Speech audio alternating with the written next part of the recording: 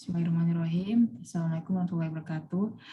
Di sini saya akan mempresentasikan tugas akhir SPI Indonesia yang berjudul Kritik Malik Badri terhadap Psikolog Barat dalam buku Dilema Psikologi Muslim. Latar belakang penulisan ini melihat bagaimana gersangnya teori praktek dan psikologi kontemporer Barat yang menuai banyak kontroversi dan banyak mengandung ketidaksesuaian dengan Islam. Di sisi lain, banyak para ilmuwan dan psikologi Muslim yang terpesona dengan teori psikologi yang berasal dari Barat ini dan tidak menelaah lebih kritis terhadap teori-teori psikologi Barat. Nah, karena melihat fenomena tersebut, Malik Badri melihat fenomena ini sebagai suatu ancaman dan akhirnya beliau menuangkan segala keresahan dan kritiknya terhadap psikologi Barat dalam sebuah buku yang berjudul Dilema Psikolog Muslim. Pada awalnya psikologi ini bagian dari ilmu filsafat dan agama, yaitu agama Katolik.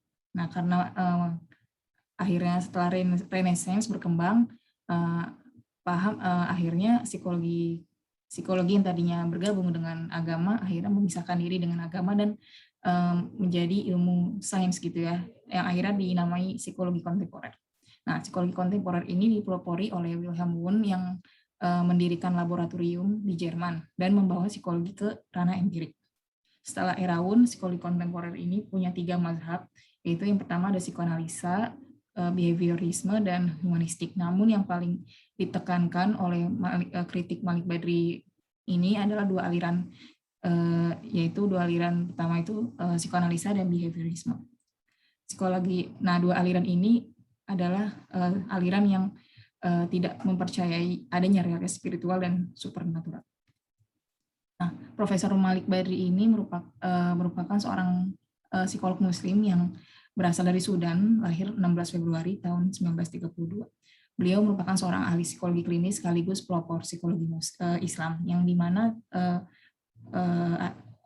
psikologi Islam sedunia itu ditetapkan tanggalnya itu saat lahirnya Profesor Malik Badri, yaitu tanggal 16 Februari. Nah, Profesor Malik Badri ini mendapat gelar sarjana dan diploma education di Amerika, yaitu memang beliau ini belajar psikologi awalnya itu di Amerika. Nah, beliau juga pendiri International Association of Muslim Psychologists dan juga Dewan Ahli dan Profesor di Istak International Islamic University of Malaysia. Keresahan-keresahan dan kritik Malik Badri itu dituangkan di buku ini, yaitu buku Dilema Psikolog Muslim.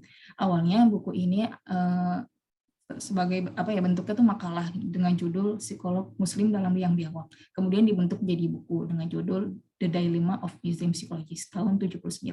Nah, buku ini terinspirasi dari hadis Nabi yang dikatakan Rasulullah itu bilang suatu saat nanti kaum Muslim akan ngikutin jejak kaum Yahudi dan Nasrani hingga ke Liang Biawak.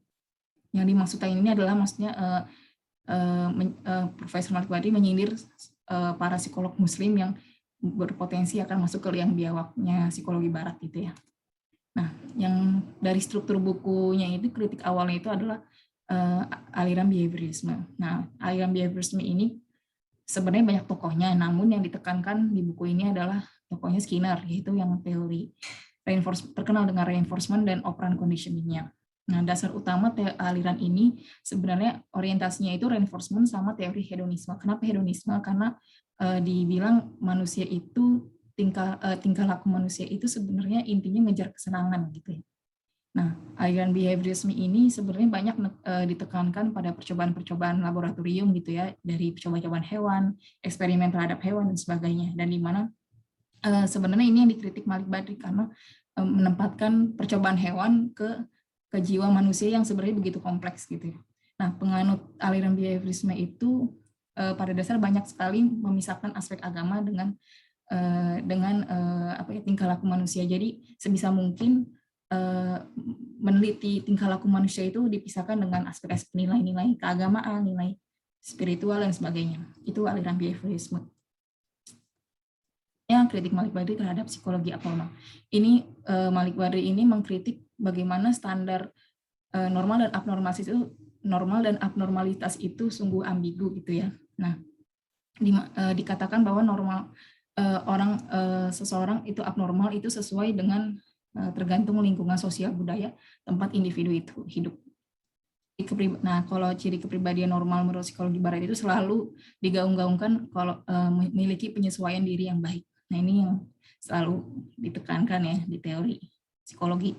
Nah, intinya sih abnormalitas dan ciri penyesuaian diri yang baik tidak dikembangkan berdasarkan penelitian empiris yang ilmiah, namun lebih dilandasi dengan konsep kultural yang dimana teori abnormal dan teori-teori psikologi itu memang landasannya nggak bakal bisa dipisahkan dari worldview barat atau kultur orang barat gitu ya.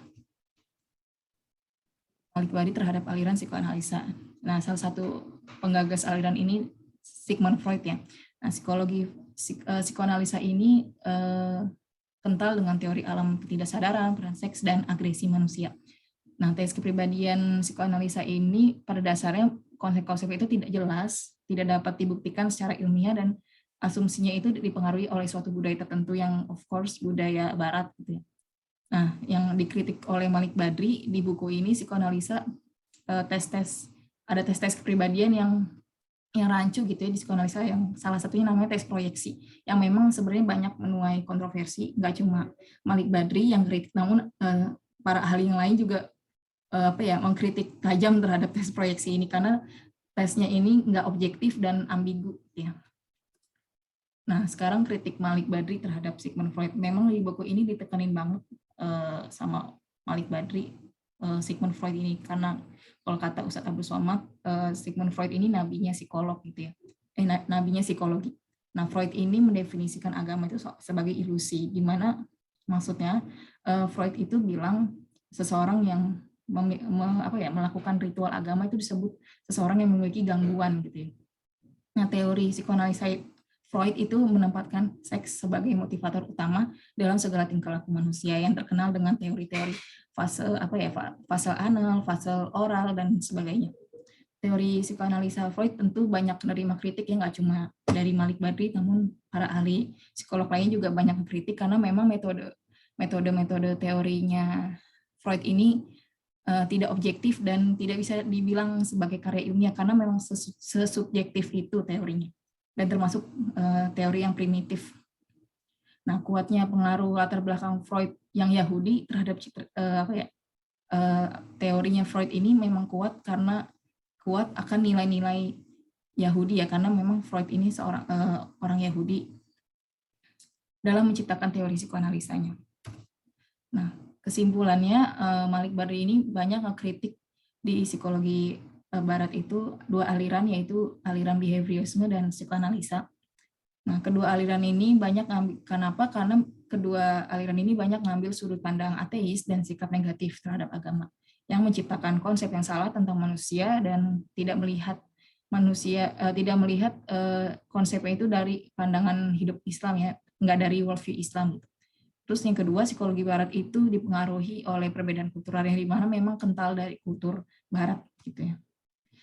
Seorang psikolog muslim harusnya punya kemampuan kritis ya, punya bekal kemampuan kritis dalam menelaah ilmu psikologi barat yang tidak berjiwa, pada dasarnya nggak berjiwa ya ilmu psikologi barat itu, dan harusnya melihat itu dari sudut pandang Islam dan secara ilmiah, serta menemukan aspek yang bermanfaat dari ilmu tersebut.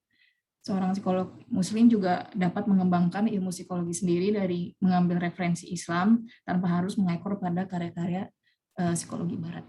Sekian presentasi dari saya.